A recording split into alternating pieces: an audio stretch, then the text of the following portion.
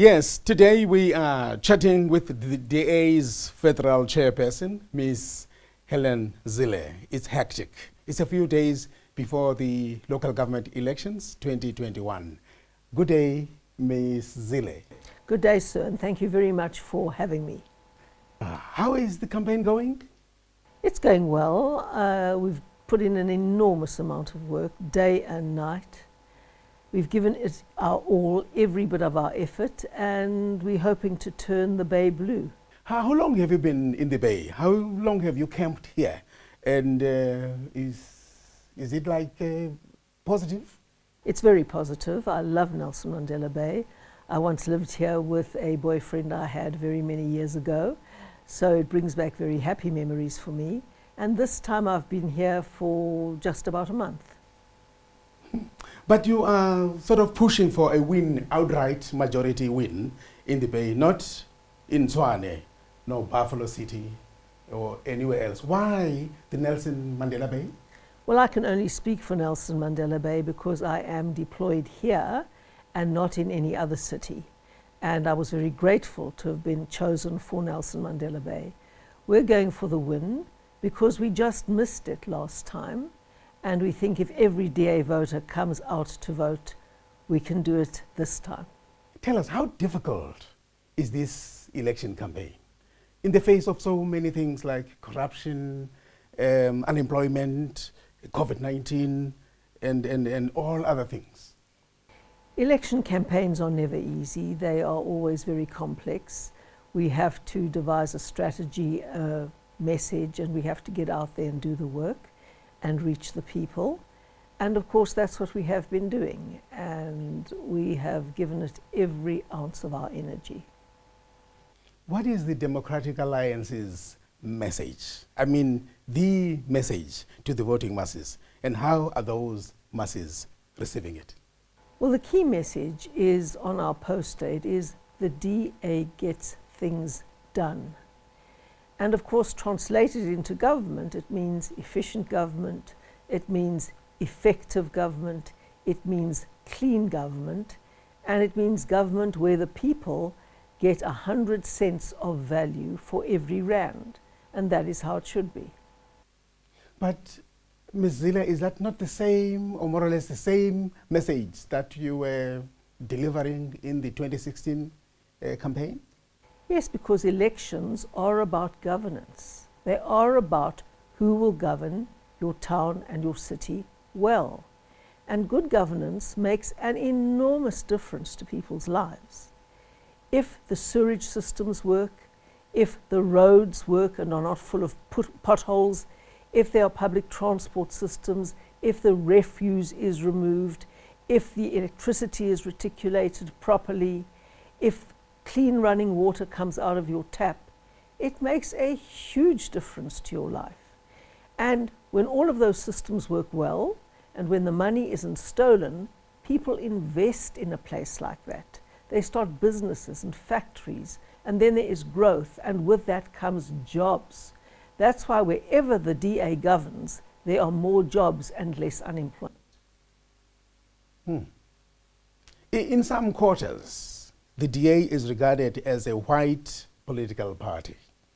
Does this bother you in any way, that race has become an issue when voting comes? Well, lies never bother me because I always believe the truth does triumph. I believe that. I believe that the arc of the universe bends towards truth. And so, of course, our opponents are going to lie. Many people would have seen our final rally last Saturday on the television screens. If anybody thought that was a white party, they were dreaming. They were living in cloud cuckoo land, as many of our critics are, I must say. They do live in cloud cuckoo land. They can't differentiate reality from lies, which is unfortunate. If you saw our final rally in Nelson Mandela Bay this week, we're the only party that brings together all South Africans and isn't only for one race. We're the only party that does that. And of course our critics hate that. In hindsight, are you able to see what went wrong in 2016? And are you able to correct those wrongs this time around? Well, we saw exactly what happened in the run-up to 2016. We tried to turn ourselves into a populist party. I had nothing to do with this. I was completely against that. We tried to go into governance arrangements with the EFF, which I thought were fatal. We ignored the evidence and we tried to go for popularity and the outrage manufacturers on social media. And we abandoned our voters and tried to be populist. And when any party does that, they're going to be hit very hard at the polls. And that's what happened. Are you now trying to be popular or populist this time around? There's a great difference between being popular and being populist. Now, populist parties say things that can never be achieved. And they say things irrespective of the evidence, irrespective of the availability of resources that they think people want to hear.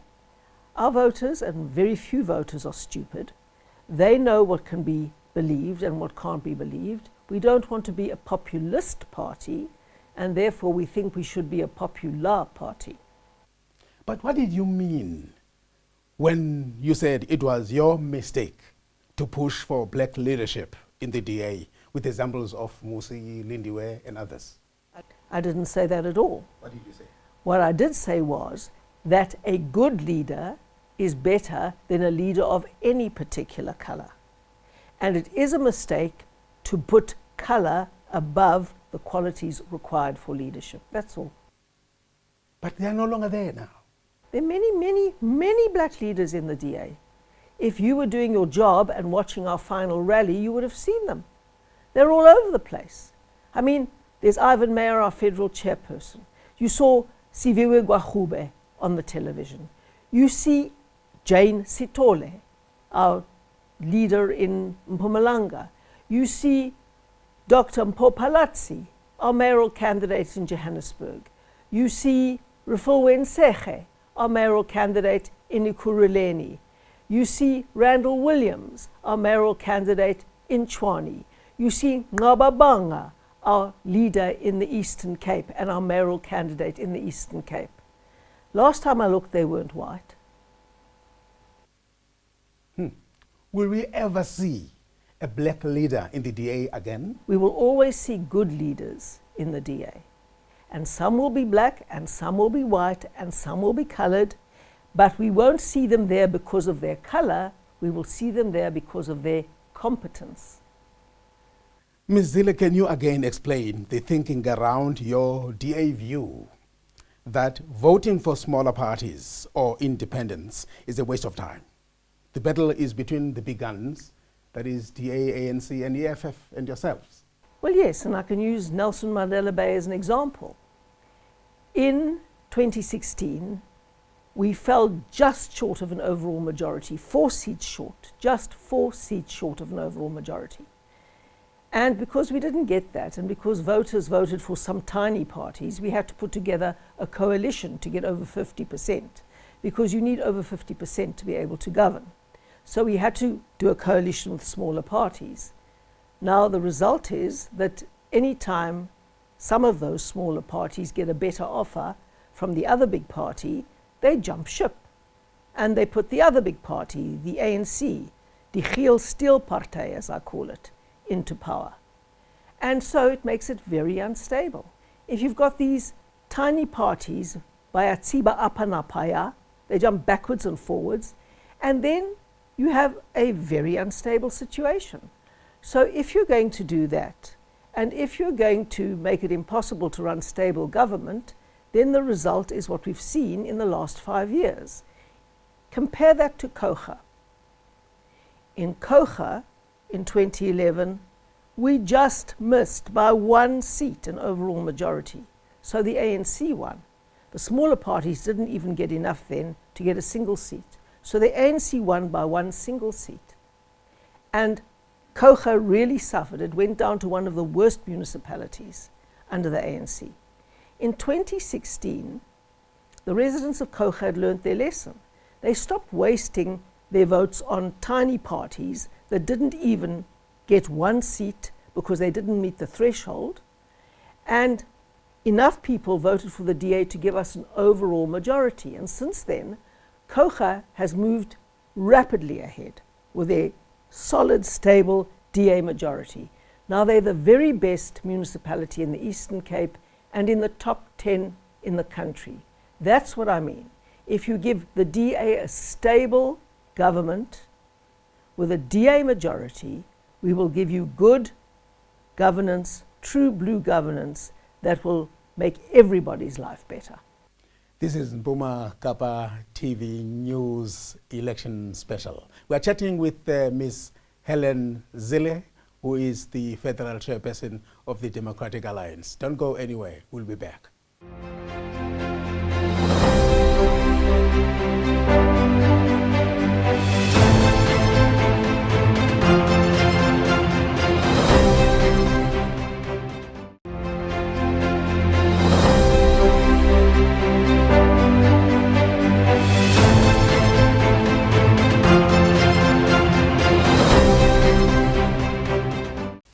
Welcome back.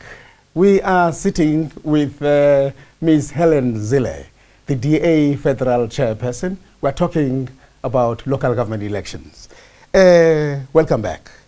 Ms. Zille, I want to take you back a little bit on the accusation that you are decampaigning other smaller political parties. As you said, as you explained, that their vote might be a waste of time. In the event that you don't get the outright majority, are you not going to go crawling to these people? And I know they feel offended right now. Well, we never go crawling to anybody. We put our offer, and if people don't want to accept our offer, that's what happens. And in politics, you can't get offended. This is not nursery school or play school. It's not a place for people to get offended. You know, I haven't very much got time with this new fashion of everybody getting permanently offended. People talk straight, they have to learn some lessons, and it's a tough space. And if you don't like the heat, you can always get out of the kitchen.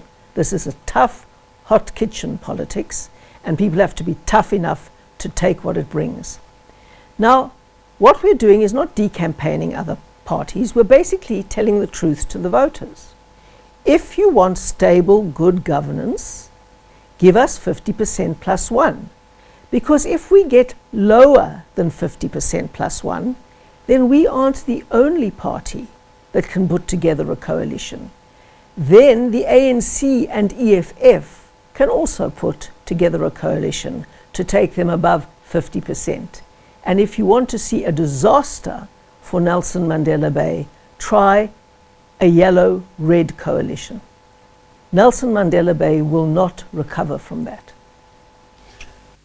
In other quarters, they believe that having as many political parties as we see, I can imagine how long that ballot paper is going to be, because they term it democracy in action. So your view is completely different from that? No, it is democracy in action. Of course it's democracy in action, but there are consequences to people's choices. Human beings understand the link between cause and effect. And of course people can vote for any number of the scores and scores and scores of parties there will be on the ballot paper. But the consequence will be unstable, undelivering government that creates a mess for people to live in. It's as simple as that. So what you have to draw is the link between cause and effect. People must do what they want, but they must understand what the consequence will be. Coalitions, as you have admitted, are by nature unstable. Hence, you are pushing for an outright majority in the Bay. What lessons are you taking from the previous governance in the Bay?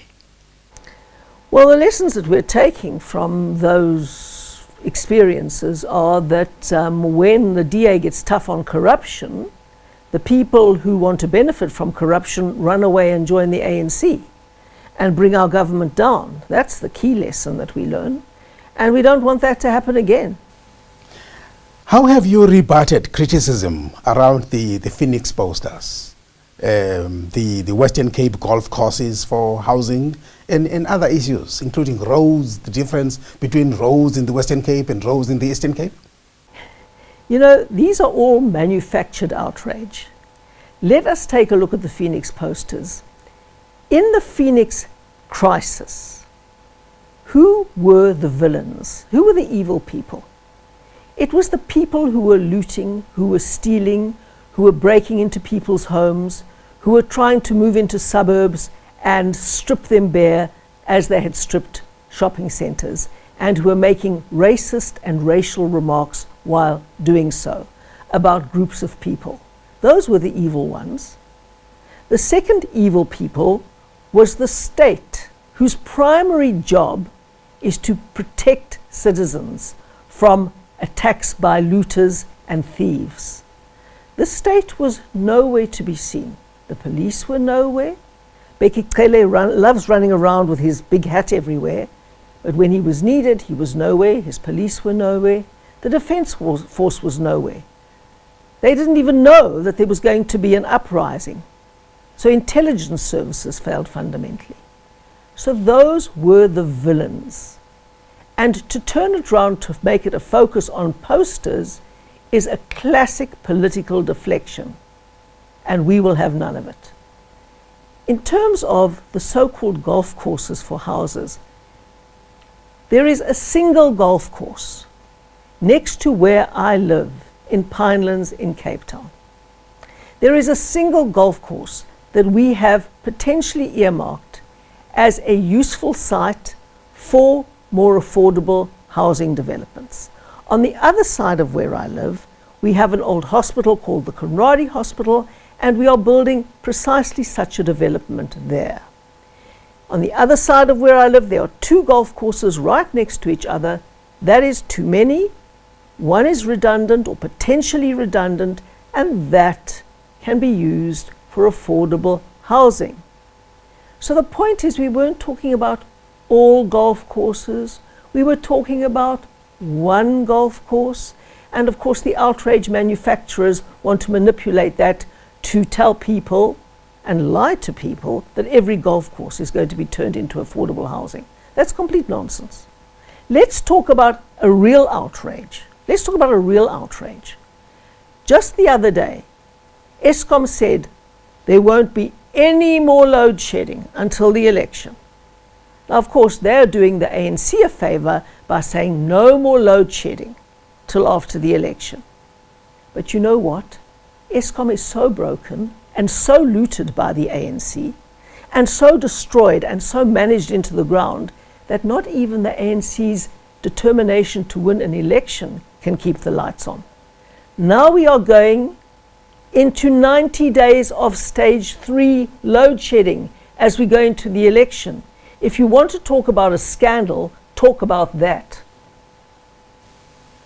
But you have apologized about the posters in Phoenix. I haven't apologized. The DA has. No, Dean McPherson apologized because those were not DA posters. Vuka Maulele. They were not DA posters. One individual off his own bat put them there. He apologized. Schluss. Pelilingo. So he's taking a fall here. He didn't take a fall. He did something. He stood up and took responsibility for it. The DA didn't do that. Not a single other person, not one in the DA knew about those posters until we saw them on a poll.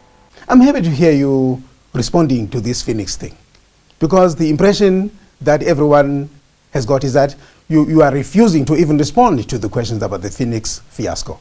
Well, you see, have you indicated that you don't want to talk about this? I don't know where people invent all this nonsense. They invent all kinds of things and spread it around. People must speak to me. I'm always available. Dear Tata. Yes. We hear from opinion polls, Ms. Zille, that if voter turnout come November 1, ANC might garner about 41% in the Johannesburg area. DA, 25%. Action SA, 16%. EFF, 11%. Could it turn out like this? Is the Action SA actually taking voters away from the DA? All smaller parties take voters away from the DA. That's why it's so stupid to vote for them, because it always means that the ANC wins. But the scenario in Johannesburg is interesting because I don't know how they're going to put a coalition there together to get a majority. I don't know how they're going to get over 50% for anybody. But I'm here in Nelson Mandela Bay, and fortunately, this is where I'm focusing. So why don't you speak about Nelson Mandela Bay? Well, it looks like Nelson Mandela is a hot potato because I can see every other big party is sending big guns here. Not once, not twice, but many times. Are you surprised by that? Well, I've only been sent once, but I haven't been away again. Well, Ms. Zille, how would the DA balance the act of maintaining support of all races when, in fact, you lost a big chunk previously to EFF Plus?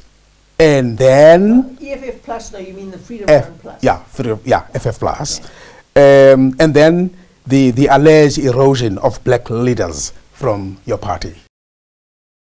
You know, the funny thing is, one black leader resigned and another emigrated and also resigned. There are scores and scores of black leaders in our party. I mean, I didn't mention previously the leader in Gauteng is black. I didn't mention previously that the leaders across, the Northern Cape as well, Western Cape. I mean, it's just bizarre. One leader resigns, one jumps before he had a vote of no confidence in him, that was Herman Mashaba. The other one resigns and emigrates. And suddenly those three are all the black leaders in the DA. That's just crazy. We have scores of black leaders in the DA. You see, for the media, the only leader or black leader in the DA that they want to focus on are those that are fighting or unhappy.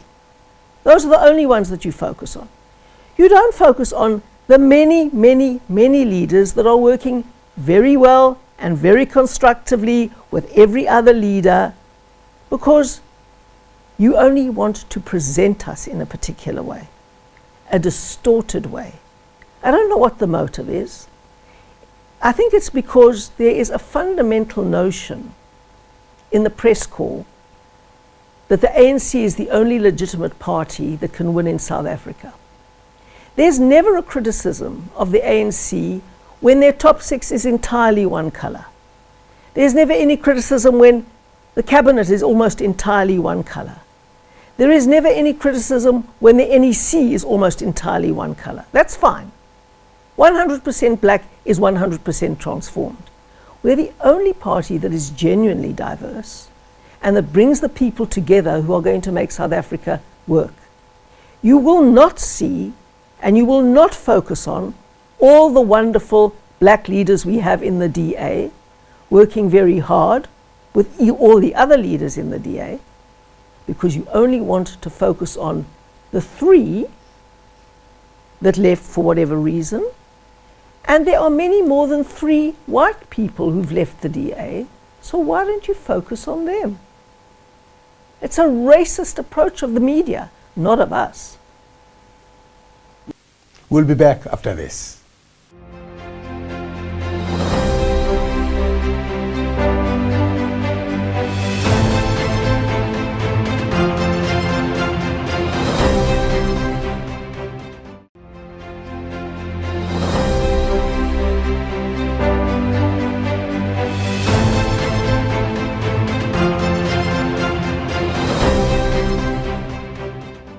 Welcome back. We are sitting with Ms. Helen Zille, the DA Federal Chairperson. Ms. Zille, in your campaign in Gqeberha specifically, you seem to be concentrating on the northern areas. Have you given up on black townships? First thing is that I'm in Nelson Mandela Bay, not Gqeberha only. Yes. So that's the first thing. The second thing is, I think you must have missed that I was in Motherwell for the whole of Saturday. And I have been all over the place. Vuka Maulele. Don't ask me selective questions that are trying to paint me into a corner, because I will not be painted into a corner. I'm everywhere and all over, and I'm fishing where the fish are. I'm giving you a chance to respond and explain all these things. Yeah, yeah. Some analysts, ma'am, have said for the DA to win in a landslide victory in the Nelson Mandela Bay, you need a colored mayoral candidate. Do you buy that? That's a racist argument. That's an absolutely racist argument.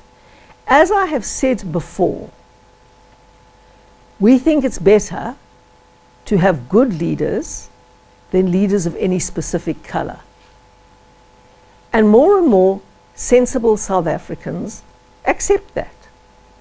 Why does anybody think that because Ngaba Banga is a particular color, he can't care about people who have slightly less melanin in their skin than he does?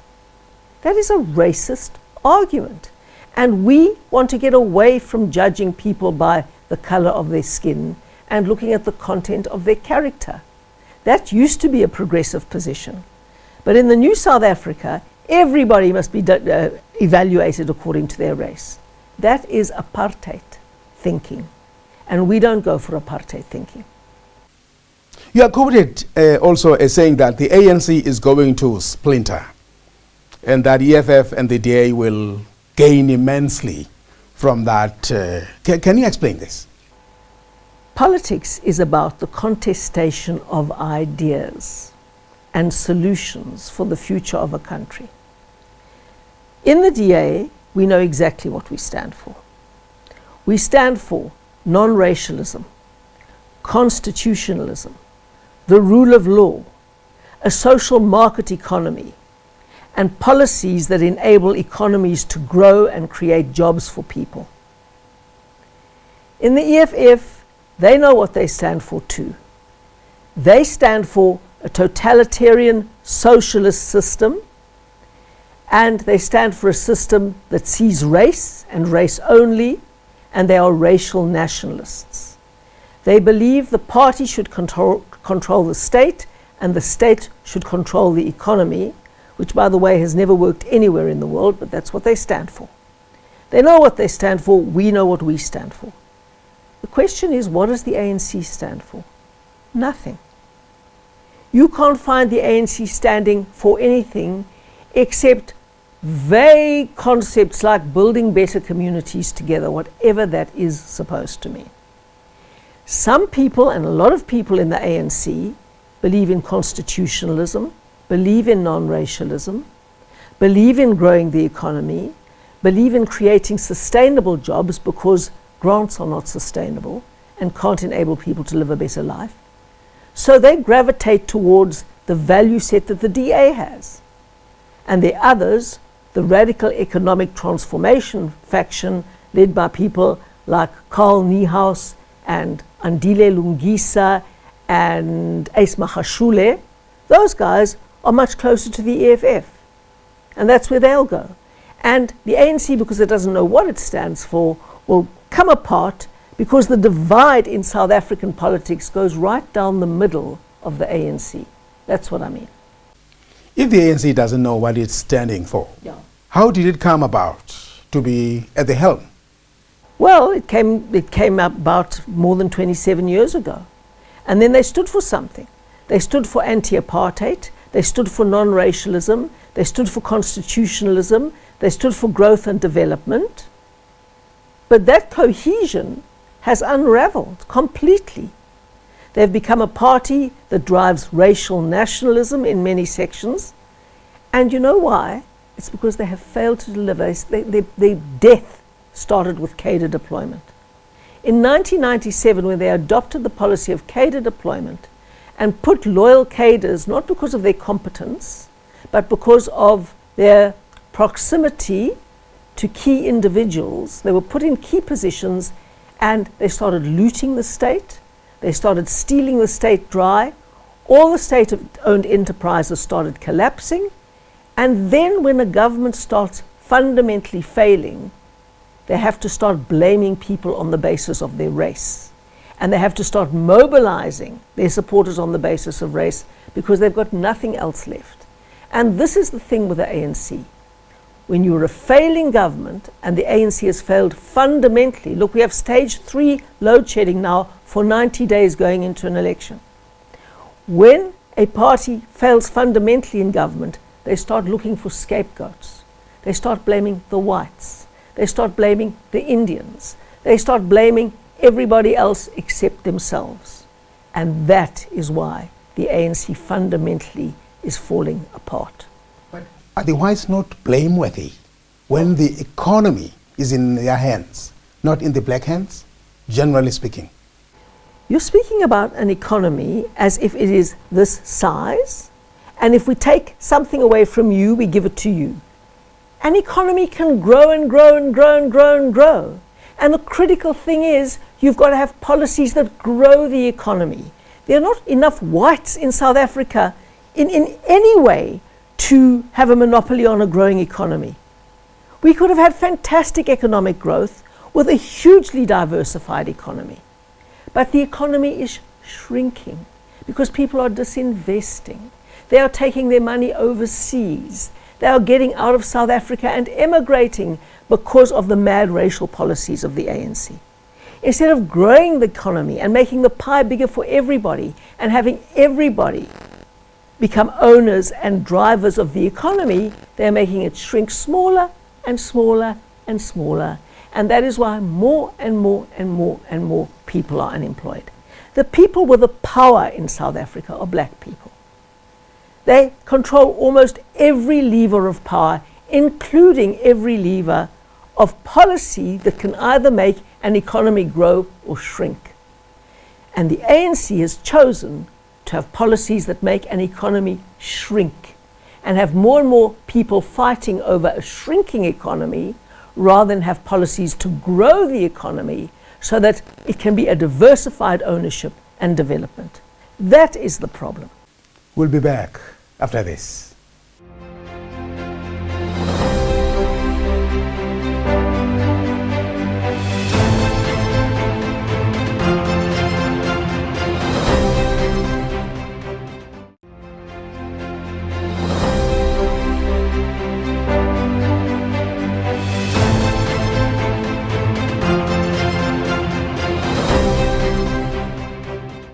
Welcome back. We are sitting with Ms. Helen Zille, the DA Federal Chairperson. Ma'am, how do you respond to detractors who strongly believe that you are the actual DA leader, not John Steenhuisen? You came back to politics to chase black leaders away and to ensure financial support from big racist companies. Shame, you really must do better than that. I mean, to invent fairy stories is just a joke. John Steenhuisen was elected by a federal congress of the DA with the greatest and highest margin that a leader has ever been elected with. So that's my first point. I've got my job, I do it to the best of my ability. John Steenhuisen is the leader. I never chased a single person away. I spoke to Musi, I said, you must stay, we should build this thing together, we'll work together. It was his choice. He decided to resign, certainly not my choice. I chased nobody away. I have never chased a single person away from the DA.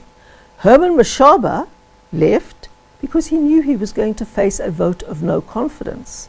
Because although he was a DA mayor, he was dancing to the EFF's tune, which a DA caucus doesn't like very much. So he was going to have a vote of no confidence in the Johannesburg Council, and he would have lost it. So he decided to go before he was pushed. I had nothing to do with that vote of no confidence, nothing at all. So I love the fact that people think I'm all-powerful, but I hate to disillusion you. I'm not. Ms. Zille, the last question. Without the overwhelming black support in both local government elections and national elections, will the DA ever take over the reins of power in this country? And if that's so, what are you doing about it? Well, I never underestimate the intelligence of voters. And increasingly, the ANC is going to try and do racial scapegoating. It is already. most failing governments throughout the world try and find somebody else to blame. The ANC can't point to a single place, not one, in the whole country that it governs properly. The DA can point to many places where we govern properly and govern really well and where life gets better for people. So I don't underestimate the intelligence of voters. They're going to see that what the ANC is doing in playing the race card the whole time is trying to make villains and scapegoat people who are actually trying to contribute to South Africa. Most whites want to contribute to South Africa. Most whites voted for a party that had a black leader. I have no doubt that one day black people won't care at all about the color of a leader. They will look at the competence of that leader. And they will look at a comparison between how parties govern, because they will realize that the way parties govern makes a huge difference to their lives and makes a huge difference to their children's future. We have to believe that is possible, otherwise there's no future at all for South Africa. There is a recording that is flying around where you purportedly is intimating that DA is a 20% party. What's that? That makes me laugh so much, you know. That was a chat in a pub. It was a place called the Craft Beer Centre or something at OR Tambo Airport.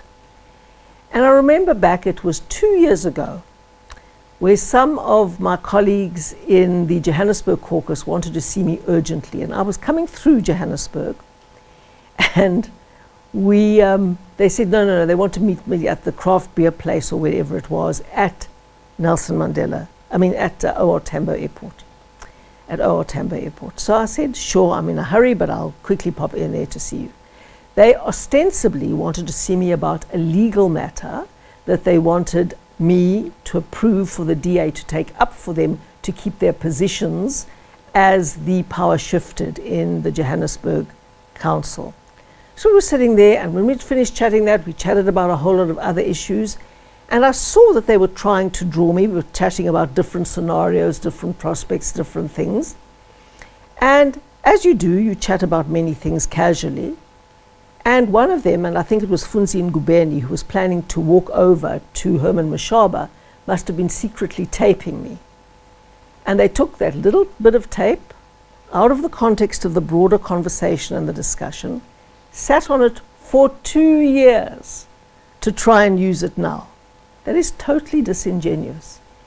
All political colleagues sit in casual places and chat about different scenarios. And if they have to rely on a little snippet of a conversation that they secretly taped when we were having a casual discussion in a pub, I feel very, very sorry for them, if that's the only thing that they've got to use. If it was unfairly edited, what did you actually say? Do you remember? We had a different chat about different scenarios. I mean, in some places when you get 20%, you've got a big, big block in a coalition. So, for example, in Cape Town, I think we got 12%. The DP got 12% when we went into our first coalition, and we got 5 ministerial positions. That's how coalitions work. You use the block that you have to negotiate the highest amount that you can do. So if you get the balance of power, that's how single person parties end up in powerful positions, because they negotiate in a coalition system. So there are many permutations in a coalition system.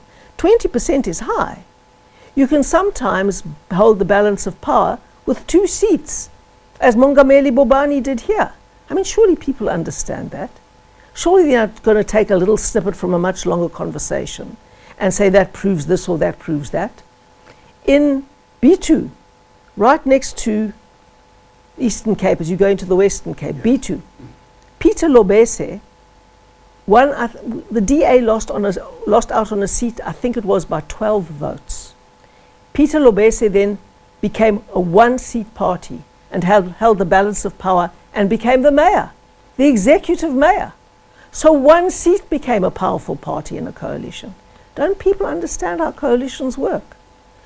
leaking that little snippet of a much longer discussion shows A, that they don't understand how coalitions work, and B, shows how desperate they are.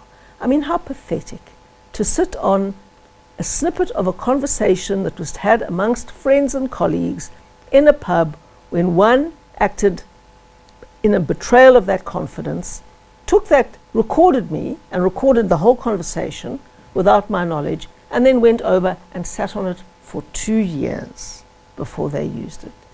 Shame. Shame is all I can say. It's pathetic.